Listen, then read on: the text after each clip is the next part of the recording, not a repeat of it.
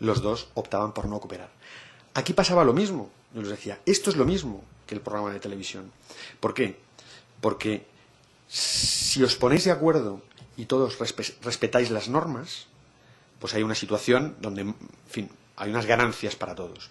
Pero si uno incumple las normas y se lleva los barcos a Estados Unidos, donde el precio que se pagaba era el doble que el implícito en las tarifas españolas, va a ganar mucho dinero, va a provocar un problema y se lo vamos a pagar entre todos.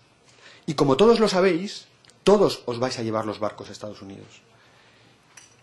Y era así. De esa forma tuvimos que romper con el consenso y hacerles ver que como autoridad regulatoria teníamos que imponer un mecanismo mucho más disciplinador, en el sentido de que en este sector, en este sistema gasista, cada comercializador es responsable de sus balances y el que deje el sistema sin gas la paga. Ese fue el único cambio que introdujimos en las normas de gestión técnica del sistema, en el código de circulación. La irresponsabilidad de uno no se puede trasladar a todos y pagarla entre todos. Cada uno ha de ser responsable de lo suyo. Y si ese mecanismo de incentivos funciona, el tráfico se ordena en el sistema gasista. Entonces, para hacer eso, ¿qué tuvimos que hacer? Pues en primer lugar, poner telemedida. Decidimos que los grandes consumidores, no los pequeños, los grandes consumidores, tenían la obligación de tener contadores medibles en tiempo real. A partir de un umbral, todos tienen la obligación de tenerlo. Para los consumidores pequeños no es tan importante porque son un porcentaje bastante reducido del consumo a nivel nacional y porque su consumo es bastante predecible. Sin embargo, los grandes consumidores no. Entonces, lo primero fue poner contadores que se podían medir en tiempo real, de forma que fuéramos capaces de calcular los balances de los comercializadores, no cada 2 meses, sino cada día. Bien, claro, pasamos de calcular balances mensuales o bimensuales a balances diarios. En ese momento ya éramos capaces de saber cuál era la situación de cada comercializador y quién tenía y quién no tenía gas. Por supuesto, decidimos que los balances se medían en el centro de gravedad del sistema, en los tubos, no en una suma de tubos, tanques y almacenamientos subterráneos, no, en los tubos, porque el que lo tenga en los almacenamientos subterráneos tiene que saber que tiene que ser capaz de sacarlo en el momento en que lo necesita para no quedarse sin gas en los tubos. Y, por último, pusimos una penalización. Aquel que se quede sin gas, la paga. ¿Y cuánto paga? Pues una cantidad algo superior al coste de oportunidad. El que se quede sin gas paga el 150% del único índice que nos pareció razonable en aquel momento como coste de oportunidad, que es el Henry Hub, que es este precio que cotiza en una red de los Estados Unidos. Si tu incentivo es llevártelo y por quedarte sin gas te penalizan con el 150% de lo que vas a ganar, pues ya verás cómo no te lo llevas, como así fue. Bien, todo no lo pudimos resolver a las normas de gestión técnica del sistema. Entonces abordamos también lo que llamamos los planes invernales. En los planes invernales, dado que íbamos a pasar a contabilizar el gas que cada operador tenía en tanques, almacenamientos subterráneos y tubos, y que el hueco para extraer gas de los almacenamientos subterráneos es muy reducido, pues había que asignar a cada comercializador una cuota para extraer gas en las olas de invierno. Eso lo hicimos en los planes invernales. Además, transitoriamente llegamos a comprar barcos como almacenamientos extra del sistema, por si el sistema se quedaba sin gas. Inicialmente los pagaba el sistema y después de un periodo transitorio dijimos a los operadores que serían ellos los que terminarían pagando esos barcos adicionales.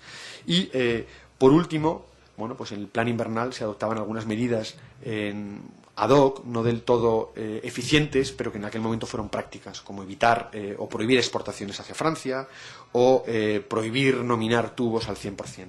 Bien, a partir de ahí la vocación era flexibilizar e introducir criterios de mayor eficiencia. La tercera medida que fue clave para ordenar el sector, además de medir y responsabilizar, fue la eliminación y elevación de las tarifas reguladas.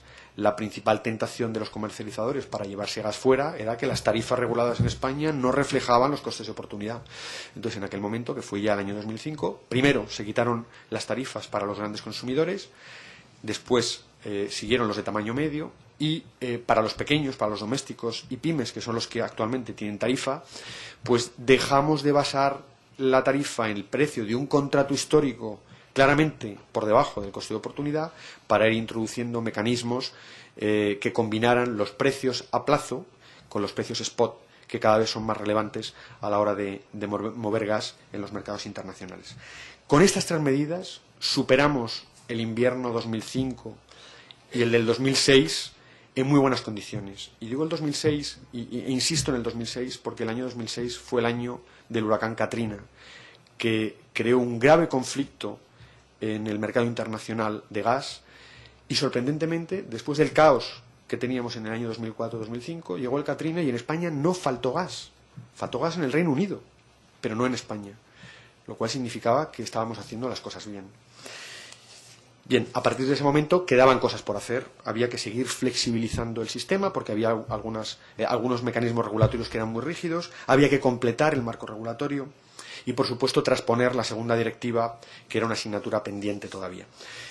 A efectos de flexibilizar, pues intentamos crear un mercado secundario en España, aprovechando que somos uno de los países con más plantas de GNL. Se pensó en ese momento que podríamos ser un mercado secundario de gas interesante, y incluso propusimos al gestor técnico del sistema gasista crear una plataforma como mercado para evitar desbalances. Cuando un comercializador estaba a punto de incurrir en un desbalance, pues podría intentar presentar ofertas de compra y otros de venta, y que de repente pues surgiera un precio que nos sirviera como referencia, igual que existen precios en Estados Unidos o en el Reino Unido. Y bueno, pues ahí la verdad es que fracasamos, porque sorprendentemente los operadores son muy reacios, los comercializadores son muy reacios a revelar precios en mercados secundarios, porque tienen la sospecha de que sus suministradores aguas arriba les están vigilando, y que en el momento en que pongan un precio en el mercado secundario, pues sus suministradores les van a reabrir los contratos y les van a obligar a compartir las plusvalías. De hecho, en algunos contratos, según dicen los operadores, ya es así, con lo cual son muy reacios a revender gas con precios explícitos. Lo hacen sin precio. Curiosamente, la plataforma sirve para que la gente intercambie gas, hacen trueque de gas, se lo prestan, se lo devuelven, pero no aflora una señal de precio. Hicimos más cosas. Habilitamos a los comercializadores a tener clientes interrumpibles, clientes que a cambio de un descuento en el precio estaban dispuestos a interrumpir su consumo si el comercializador que le suministraba tenía un problema de desbalance. Creamos peajes interrumpibles, que tampoco existían, de forma que si el gestor tenía congestiones en alguna infraestructura, pudiera abaratar el peaje al usuario a cambio de interrumpible en caso de congestión. Creamos peajes a corto plazo, que tampoco existían entonces. Entonces, el que contrataba la red la tenía que contratar durante todo un año, y pagaba un término de caudal, un precio, un término fijo y un término variable. El término variable en función de la energía vehiculada, pero el término fijo afectaba al año entero, lo cual no tiene sentido si un cliente solo necesita gas durante una temporada. Entonces creamos lo que llamamos los peajes a corto plazo, que no existían.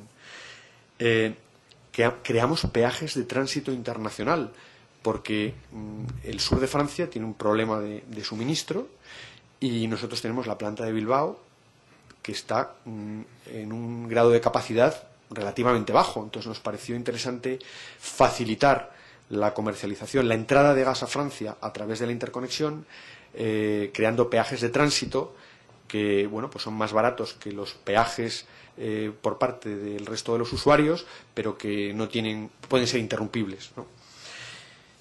Bien, ¿qué más hicimos? Completamos el marco regulatorio. Entendimos que en España había una deficiencia de almacenamientos subterráneos y creamos un marco retributivo para invertir en almacenamientos subterráneos. Y de hecho ahora tenemos dos proyectos, uno en la provincia de... O sea, tenemos dos almacenamientos funcionando, uno en la costa de Vizcaya, otro está en Huesca, y tenemos dos proyectos muy avanzados, relativamente avanzados. Uno en Guadalajara, que se llama Yela, y otro en la costa de Castellón. Gaviota es el de Vizcaya, son Vizcaya, Gaviota, Huesca, Serrablo, el de Guadalajara se llama Yela, y Castor es el de Castellón. Y estos están en fase todavía de investigación. Bien, la asignatura pendiente era la transposición del segundo paquete de directivas, que fue un hito en la regulación en España, porque acabamos con lo que denominábamos hasta entonces que era el mercado regulado.